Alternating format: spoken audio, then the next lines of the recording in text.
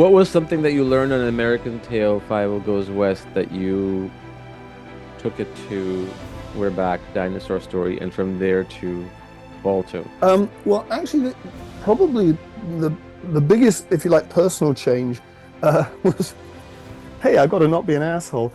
Um, it was when I'd been on Who Framed Roger Rabbit. I was very young. I'd started at the age of 26. I was a very fast animator. I did more animation than any other animator on the show, by a factor of about 50%. I mean, Phil Niblink was averaging 11 foot a week. Andres Deja was averaging 8 foot a week. Most animators were averaging 5 or 6 foot a week. I was doing 16 foot a week, and that's not my numbers. That's the numbers that the staff were tracking. Right. So I was very arrogant about that. I mean, when I use the word arrogance, I am aware that that was actually absolutely, I got a bad reputation. And there were a number of people who actually seriously hated me as a result of my behavior on that film. Plus, I was kind of a favorite of Dick Williams and of Bob Zemeckis, the director, and I'd fly out to US and do storyboarding for Bob, and and I was clearly in Dick's confidence, and so yeah, there was a good deal of quite well based resentment of me in the studio, and then so we come to try and I go off and actually I storyboard on Back to the Future 2 and 3 at the end of 88, and well, actually at the beginning of 89.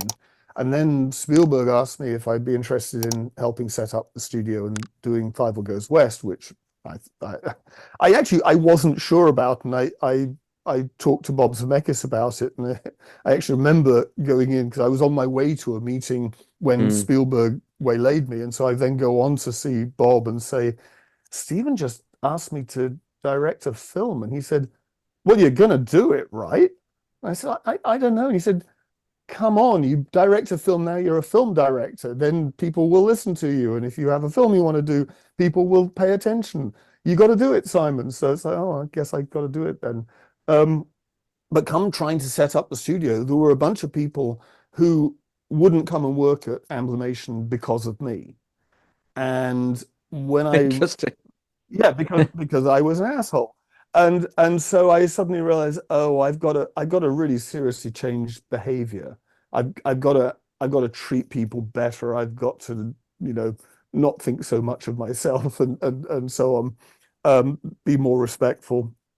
So that was a big change actually going into Fievel Goes West and the whole Amblimation experience.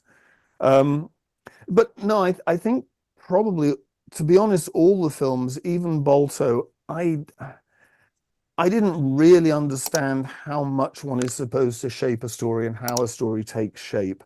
I very much relied on kind of what the writers would create, and then Spielberg's notes. And to be honest, Spielberg's notes were generally about filmmaking things, not about story things. Mm.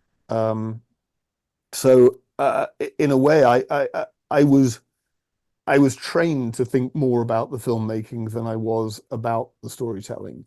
And it wasn't really until I came out and started working on Prince of Egypt and worked with Brenda Chapman in particular that I really recognized, oh, this is actually what filmmaking is about. I brought a lot more in the way of cinematography and technical understanding to that film than Brenda did, but Brenda was, head and shoulders above me in terms of understanding how to shape and create a story. And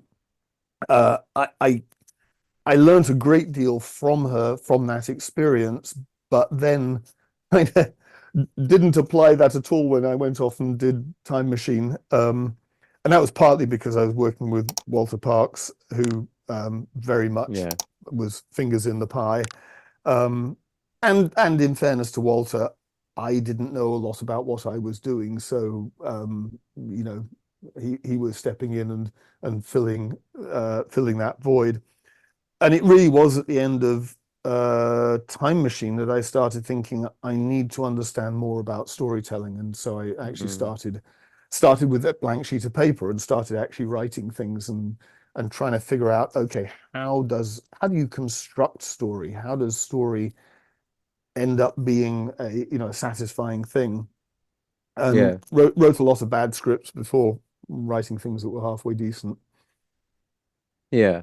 But here's my question though, right? Like, so on An American Tail, Fievel Goes West, you had a partner in crime. On We're Back, a Dinosaur Story, I think there were three or four directors along with Technically, there you. were four directors. The way that worked out was actually Phil and I had started that film, and then the opportunity to develop Cats, the Andrew Lloyd Webber film, came up, and we didn't want the Zondags to do that. We wanted we said we want to direct Cats, and the Zondags brothers, Dick and Ralph Zondag, took over We're Back.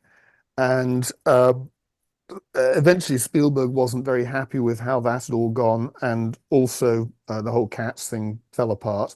Mm, And that's a million stories as well. But and Phil and I were asked to come back and kind of fix We're Back with no time and no money. And actually, what we had started developing Balto as well, Phil and I together, and the decision was made by Amblin that the smart thing to do would be to split us up and have me direct Balto and Phil stay with We're Back and sort of see that the right way through.